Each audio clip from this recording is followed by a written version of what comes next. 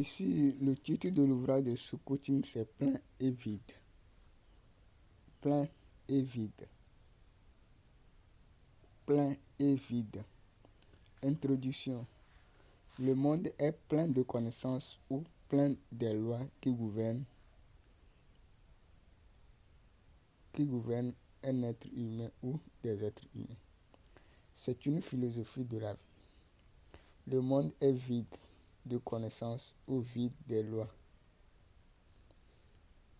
C'est à l'être humain lui-même de mener une bonne réflexion pour trouver des solutions à sa vie. C'est une autre philosophie. Ça aussi c'est une autre philosophie. Donc on a deux philosophies. Le monde est plein de connaissances ou des lois qui gouvernent l'être humain, ou le monde est vide de connaissances ou vide des lois. Donc ça laisse la place à la réflexion de l'être humain. Prenons l'exemple du ballon rond. Les deux amateurs du ballon rond, qui sont Cristiano Ronaldo et Lionel Messi, à propos de leur manière de marquer le but. Cristiano Ronaldo fait des frappes pour marquer le but et également fait des coups de tête pour marquer le but. Alors que son ami Lionel Messi fait des dribbles pour marquer le but. Voilà un seul ballon et un seul but devant deux amateurs du ballon rond. Chacun réagit en fonction de sa manière de penser pour atteindre l'objectif. Chacun d'eux marque le but en fonction de ses savoir-faire. Donc nous voyons que la manière que Lionel Messi marque est bien différente que la manière que Cristiano Ronaldo marque. Donc, mais c'est leur objectif c'est de marquer, c'est de faire qualifier leur équipe. On veut seulement le but, mais chacun a ses pensées, ses savoir-faire, ses talents qu'il utilise pour atteindre leur but. Donc, un seul ballon rond. Donc, chacun manie ce ballon en fonction de ses savoir-faire. Donc, 1. Individualisme. Individualisme. Dans le mot l'individualisme, on a le mot individuel qui signifie personnel ou personnalisé. Ceux qui appartiennent à une personne. Je vais donner l'exemple de mon nom qui est Dahina Kossi Anissé, qui est personnalisé à ma personnalité. Au Togo, il y a plusieurs Anissé et également plusieurs Kossi. Tous ne viennent pas de la famille Dahina. Il y a plusieurs choses qui forment mon nom, qui me différencient des autres, à savoir les ethnies de ma mère, les ethnies de mon père, ma culture, mon nom de famille qui est attribué à plusieurs personnes de ma famille et une autre famille de mon ethnie. Mon prénom Kossi qui est attribué à toutes les personnes qui naissent le dimanche et mon prénom Anissé qui vient de ma religion chrétienne appelé nom de baptême qui figure sur le calendrier. C'est tous ces éléments que mes parents ont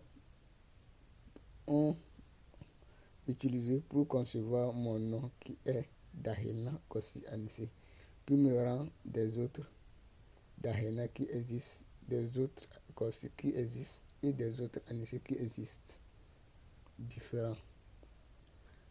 La manière que chaque être humain pense des choses du monde lui rend unique et similaire ou différent des autres humains.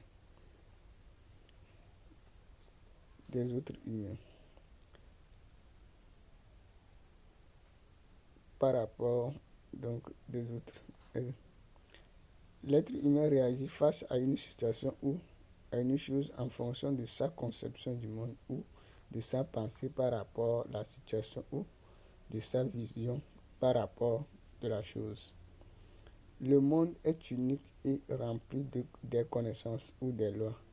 À chaque loi ou connaissance qu'un être humain accepte, il devient immédiatement la loi ou la connaissance. Par exemple, la loi.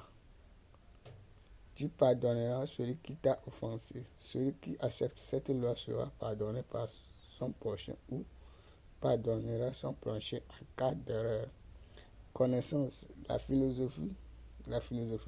L'apprenant qui a étudié la philosophie devient un philosophe. Donc, l'être humain se personnalise grâce à l'acceptation des choses à son environnement chaque seconde que Dieu fait. Il y a plusieurs choses dans le monde. L'être humain devient seulement l'ensemble de toutes les choses qu'il accepte dans son environnement.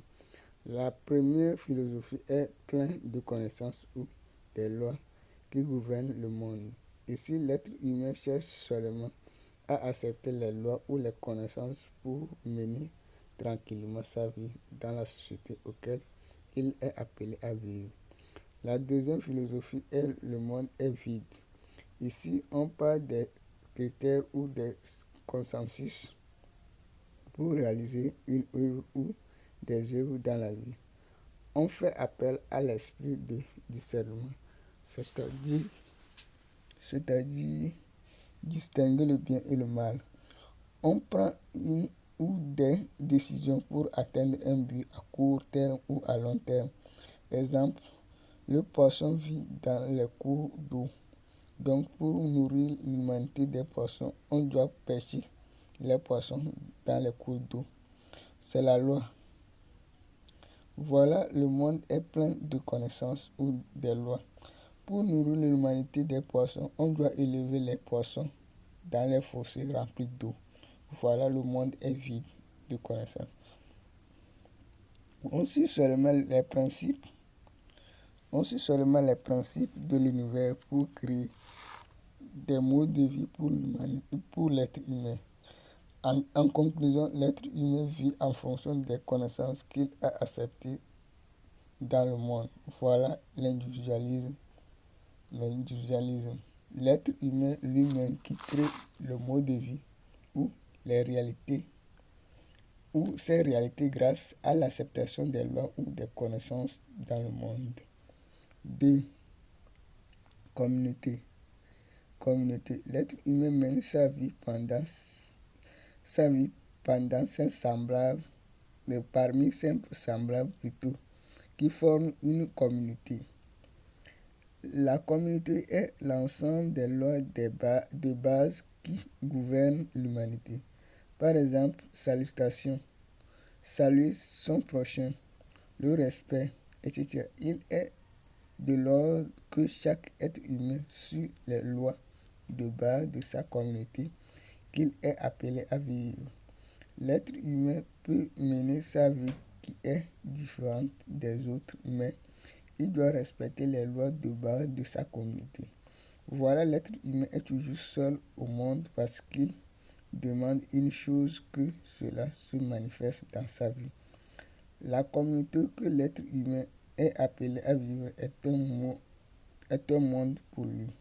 Par exemple, communauté des enseignants du cours primaire de la ville de Lomé, communauté des conducteurs de taxi-voiture de la ville de Lomé, etc. Le monde s'arrête là où l'être humain est appelé à vivre. 3. Objectif précis. La vie d'un être humain est composée des droits et des devoirs. Ces devoirs se transforment en des objectifs précis. Ce mode de vie se fait remarquer dans la civilisation européenne. L'enfant a ses droits et ses devoirs.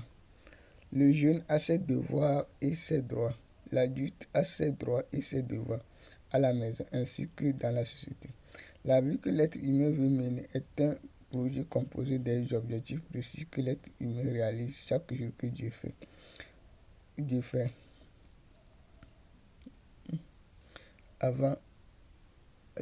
Chaque jour que Dieu fait, ces objectifs précis que l'être humain doit réaliser avant la fin de la journée. Les devoirs de l'être humain sont des objectifs précis que l'être humain doit réaliser pendant chaque nouveau jour qui naît venant de la volonté de Dieu le Tout-Puissant. Par exemple, le devoir de l'enfant pendant une journée, c'est d'effectuer les travaux domestiques, d'aller à l'école pour étudier, d'apprendre ses leçons, etc. Pour un jeune, c'est d'effectuer les travaux domestiques, se former, apprendre, etc. Pour un adulte, c'est d'effectuer les travaux domestiques, d'aller au service, visiter un collègue, etc. On a plusieurs sections d'âge qui sont l'enfance, la jeunesse, l'adulte et la vieillesse. Chaque section d'âge a ses objectifs précis qu'il réalise pendant les jours que Dieu fait. Chaque être humain conçoit plutôt et démarre son projet quand il est prêt ou quand il veut. C'est la volonté de l'être humain qui manifeste. On suit les principes en menant une vie et en tenant compte des réalités de l'être humain. Donc, on suit les principes car la vie de chacun est unique et similaire ou différent. Donc, l'être humain ne peut pas vivre la vie de l'autre parce qu'ils ont des réalités différentes, des conditions de vie différentes. Donc, lorsque l'être humain est prêt à faire une chose qu'il se met à faire ou lorsque sa volonté lui vient de le faire, donc on parle aussi de volonté ou quoi. Donc il y a d'autres, le temps qu'ils veulent, c'est ça, ils cherchent à accomplir leur mission, ce qu'ils veulent faire, à réaliser. À réaliser. Donc vous allez voir que les pays comme la France, les gens après l'obtention de leur diplôme prend des années et restent à la maison avant de chercher à travailler. Et il y a d'autres, quand ils finissent leur formation, quand l'occasion se présente, ils commencent par travailler. Donc vous allez voir que d'autres vont à la retraite jeunes parce qu'ils ont commencé le service vite. D'autres vont à la retraite, ils sont vieillis donc parce qu'ils n'ont pas commencé. Donc ça dépend de la volonté ou quand l'être humain est prêt. Donc chacun a ses objectifs précis. 4 buts. Chaque être humain a un but qu'il cherche chaque jour que Dieu fait à atteindre. Le but que l'être humain a fixé est une vie que l'être humain mène chaque jour que Dieu fait. La fin d'un but marque le début de nouveaux buts. Un jeune a son but, un adulte a son but, un vieux ou une vieille a son but. Par exemple, le but d'un jeune, c'est d'obtenir un diplôme scolaire ou c'est d'obtenir un diplôme d'une formation, d'un poste de travail ou d'un métier. Lorsqu'un être humain fixe un but, il accepte la philosophie du but. C'est une philosophie. C'est le monde est plein de connaissances. Soit il crée des solutions pour atteindre son but. C'est une philosophie. C'est le monde est vide de connaissances. Donc, voilà l'ensemble plein et vide, donc la philosophie, donc les lois, comment poursuivre les lois, comment créer ces réalités, donc les gens suivent la communauté grâce à des lois de base, etc. Donc tout ce que l'État ou la localité, les lois, les dirigeants ont mis en place. Donc c'est l'être humain lui-même qui crée ces réalités. Donc l'être humain doit à chaque seconde vérifier de ses actions qu'il pose envers ses semblables ou la vie qu'il mène. Il va voir qu'est-ce qu'il l'amène à mener cette vie pour pouvoir recadrer bien sa vie.